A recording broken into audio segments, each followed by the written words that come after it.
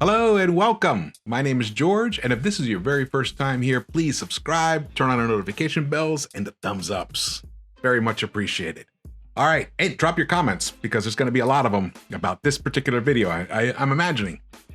I'm just imagining it because what we're doing here is we are going to rank the top 10 young cores in the NBA.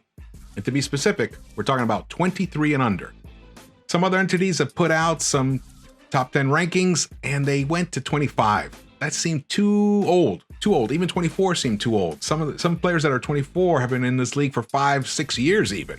So I cut it off at 23 and under. That made the most sense. And the team that actually did not make the top 10 and just barely missed it was the Golden State Warriors, because they had an excellent draft. Moses Moody, Kuminga, who they showed a lot of promise in the summer league. If you guys check that out, I really like their games. Wiseman, interesting player. He still has, he's still kind of, we'll see, but he's a really high draft pick, coveted. So we'll see where they end up. They just didn't make the top 10 because at number 10, the Houston Rockets. Jalen Green, the number 2 pick in this year's draft. Kevin Porter Jr., KJ Martin, Alperen Sengun, Usman Garuba, and Josh Christopher. Wow, talk about having an excellent draft. The Houston Rockets. They might have had the best draft of everybody, I would say. The reason they are 10th and not much higher is because actually only 2 of those guys that I named have even played any NBA minutes. So we're gonna see. And Jalen Green, not sure. Obviously he's going to be a scoring machine. He's just gonna light it up. He might even be a perennial top 5 scorer in the NBA in years to come. However, not sure about his decision making. Not sure if he has the ability to elevate a team into that really top tier level. We will see. We will see if he will turn into a superstar in that respect in terms of being a winner. And Kevin Porter Jr., is he a point guard? Is he a combo? What is he? What role is he going to be? What role is he best suited for? Now, he lit up the NBA for 50 points in 1 game last season, so we know the guy can ball. So we'll see. But they finished at number 10. At number 9 of the best young cores, the Detroit Pistons. Cade Cunningham, the number 1 pick. Actually, he's what elevated them into this upper level here, because Saddiq Bey, he had a really nice year last season. Killian Hayes shows a lot of promise.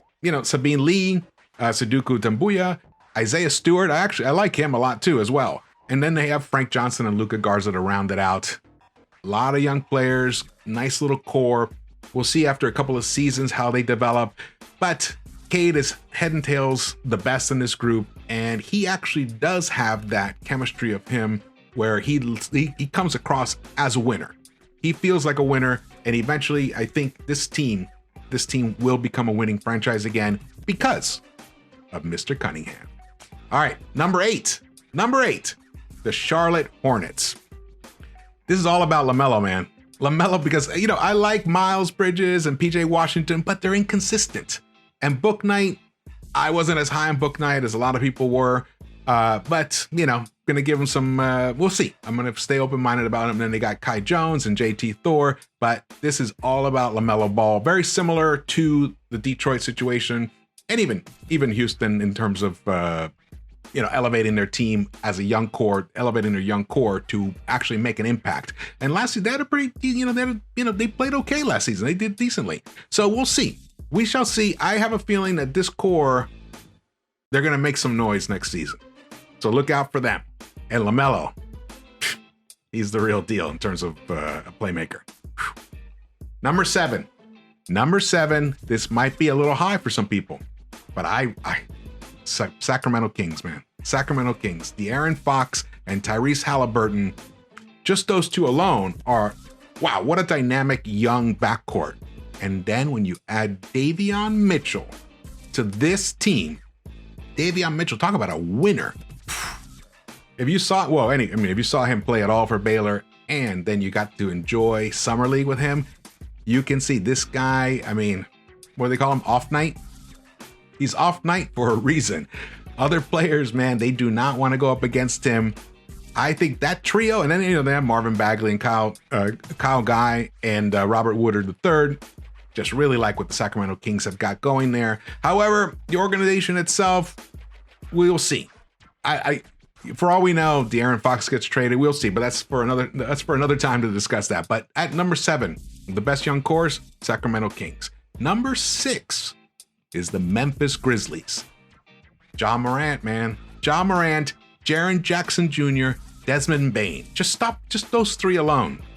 Those 3 alone. What a dynamic. I mean, I like. Now, Jaren Jackson Jr. still has a long way to go. He's gonna be a dangerous big man as the years tick by. And then Ja, he's already phenomenal. I mean, rookie of the year. So the Memphis Grizzlies are in a great situation right now. And then, they have Xavier Tillman also, and they got Zaire Williams. Zaire Williams is one of those super high ceiling guys, but a low floor. So we don't know what he's going to turn into. But I have a feeling that Zaire Williams could end up being a really nice addition to this team. All right, number 5. Now this one might shock some people. The Boston Celtics. That's right, they're only coming in at number 5, and the reason is simple. Because Jaylen Brown is too old for this list. That's right. Hey, you got to cut him off somewhere. And he's been around for a little while. But what do they have? They have an all-star, Jayson Tatum. And Peyton Pritchard, Robert Williams III, who just got this nice big contract. Aaron Nesmith. He's, his shooting really finally came around in Summer League. You can see the promise of him being one of the most lethal three-point shooters in the game. He showed it in Summer League. And then Grant Williams, love his game, scrappy, tough. Then Romeo Langford and Carson Edwards to round it out. That's a nice young core. It really is. And then when you throw in Jaylen Brown in there, they're phenomenal. So we'll see. And let me tell you, Boston Celtics, they could surprise some people next season. Not as much as the New York Knicks surprised people last season, though. Coming in 4th, they finished 4th last year, and coming in 4th, their young core. Now, the reason I picked them as 4th is when you look at the makeup. First of all, RJ Barrett, in my opinion, he's a future all-star. So Jayson Tatum's already an all-star, which qualified him for the top 5. RJ is right on his heels. I think he's going to have a breakout season this season. He averaged over 40% from the 3-point last season. He's probably going to average 27 and 4. That's what I'm predicting this season. And then Mitchell Robinson. He is looking for the DPOY this year. That's right. He wants to be the defensive player of the year. And if he stays on the court and he lasts the season, because he's been a bit injury prone, a bit. Don't want to label him with that, but he definitely had some issues last season. He had a foot injury, he had a hand injury, and he was starting to his game was really starting to come around. But I have a feeling he's put on some extra weight. He's been working out. He's been getting in shape. And I think he's going to deliver on this promise of making a run for the DPOY, Defensive Player of the Year. And then Immanuel Quickley and Obi Toppin, the stars of the Summer League. Well, we know Immanuel Quickley has infinite range. And he had some playmaking ability that he showed during Summer League, because I think the Knicks are looking at him as being possibly a playmaker in spots. And then Obi Toppin. Obi Toppin, the 8th pick from the previous season, in my opinion, he is destined to average 20 points a game. That's what he's going to do, in my opinion. Whether he's going to do that on the Knicks, we shall see. We shall see. It all depends on playing time. But the minutes that he's going to get, he's going to be incredibly productive. And I believe in Obi Toppin. Then the draft picks, Quentin Grimes and Miles McBride. Whoa. Grimes scored 66 points in the last 3 games. His 3-point shot is for real.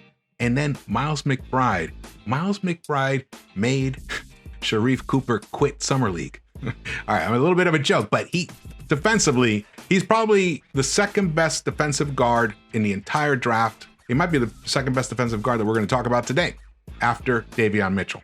Davion Mitchell, man, he really showed something. Now, and then Miles McBride. So the Knicks have and this core, just these guys alone could probably win some games on their own against full-on starters in the NBA right now. That's what I love about them. Okay, now coming in at number 3 is the New Orleans Pelicans. With Zion. Zion and Brandon Ingram. They have 2 all-stars on this team. So of course they're going to have some of the best young cores in the NBA, and they're both still 23 and under. I got to say, they better get their thing together, man, because they are squandering some tremendous talent. They are underachieving in terms of wins and losses. But this team, if they are able to put it together and they have also, Kyra Lewis, who actually, he looks like he's got some promise. Jackson Hayes, we'll see. And Nickeil Alexander-Walker, we'll also see. But just with Zion and Brandon Ingram alone is enough to put them in the top echelon, in the elite level of young cores in the NBA. I mean, I'm a huge Zion fan. Huge Zion fan. All right. Let's get down to it. We're down to 2 teams. Down to 2. Number 2, the Denver Nuggets. Jamal Murray, Michael Porter Jr. I can just stop talking right there. Jamal Murray, he became a lethal scorer season before. I love his game. I've had the Nuggets. If he had stayed healthy, I think the Nuggets would have made it to the finals. I think the Nuggets could have overcome the Suns if Jamal Murray was healthy. And now they got Michael Porter Jr. sizzling. That guy's offensive game is top. He's also going to be another one who's going to be perennial top 10 scorer in the NBA for years to come. And they added Bones Highland. He's skinny, but I like his game. He's got moxie. He's got some good energy. Tremendous range. Just those three alone are dynamite enough to make it to number 2 in the best young cores. But I'm sure by now you've all guessed who the number 1 young core in the NBA is.